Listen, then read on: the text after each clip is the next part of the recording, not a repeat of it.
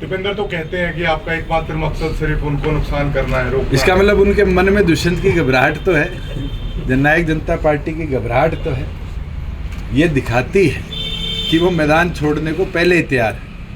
आज मैं तो नहीं घबराया कि हिसार से कौन लड़ेगा, भिवानी से कौन लड़ेगा, रोहतक से कौन लड़ेगा। ये तो चुनावी रण है, इसके अंदर जो भी सामने होगा मजबूत जीतेगा, जो मजबूत नहीं है वो रह जाएगा। मगर दोबारा खड़े होंगे, दोबारा लड़ाई लड़ेंगे। राष्ट्रवादी के मुद्दे पर कुछ बोलिए सर, हम उम्मीद करते हैं आप ज्यादा बोलेंगे, चुनाव में भी बुलाएंगे, अभी बोल नहीं रहे हैं आप इतना।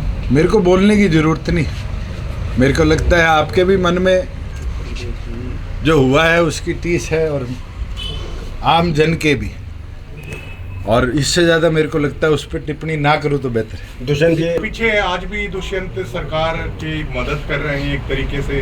अगर आपको पर्दा कहीं मिलता है तो मुझे दिखा दो।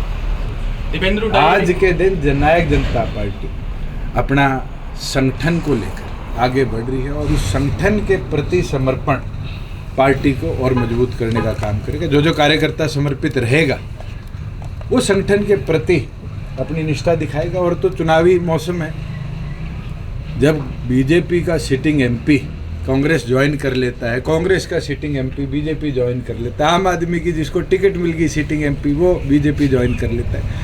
ये तो मौसम है।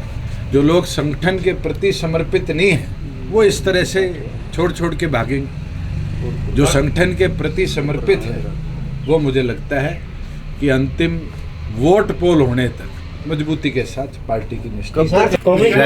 आपने ये कहा था कि रोहतक की सीट गठबंधन में आपके खाते में आ रही थी, जब आपने मना कर दिया तो क्या इसको ये ना माना जाए अब तो आप किसी कार्यकर्ता को भेंट चढ़ा रहे हो दीपेंद्र हुड्डा के सामने? यदि गठबंधन में मिल रही थी तब आप संजय कबलाना को दे सकते थे या किसी और को दे सकते थे। मैं आपको एक चीज स्पष्ट कह देता हूँ कि अगर अलायंस में भी आती तो भी लड़ना पड़ता, आज भी लड़ना पड़ रहा है। क्या पार्टी पीछे हट रही है?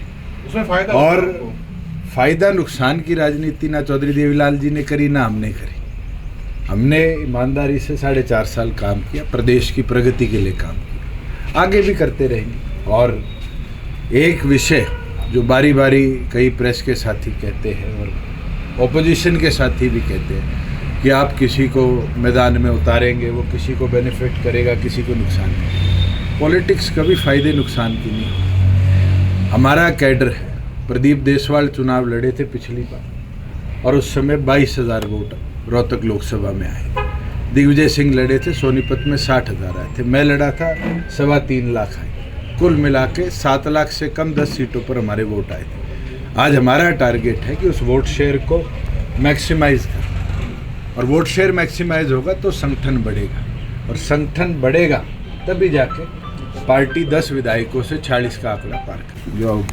संभावित उम्मीदवार हैं उनके नामों की पार्टी घोषणा भी करने का काम करेगी। मेरा ये मानना है कि जिस तरह के प्रदेश के हालात, प्रदेश की परिस्थिति को देखते हुए लोग बढ़ चढ़कर वोट भी डालेंगे और पार्टी के कार्यकर्ता जो भी जिम्मेवारी लेकर मैदान में उतरेंगे उनको जिताने का। रोहतक से संजय कबलाना का नाम चल रहा है या कोई अन्य कोई भी उम्मीदवार हो जिसका नाम चल रहा है, ये भी प्रस्तावित करना मुमकिन नहीं। अगर पार्टी के कई कार्यकर्ताओं के नाम हल्का लेवल की बैठकों से आए हैं और उसके ऊपर स्क्रीनिंग करके पीएससी अपना निर्णय। कांग्रेस के अंदर एक चीज़ तो साफ सामने आ रही है कि पूरे देश में कांग्रेस के जिनको हम दिग्गज किया करते थे वो सारे डर रहे हैं, और ये चीज़ साफ कर देती है कि कांग्रेस का ये अंतिम चुनाव है। और जिस तरीके से लीडर ऑफ अपोजिशन ने मना किया है हरियाणा के अंदर, ये साफ दिखाता है कि उनके मन में भी कहीं ना कहीं घबराहट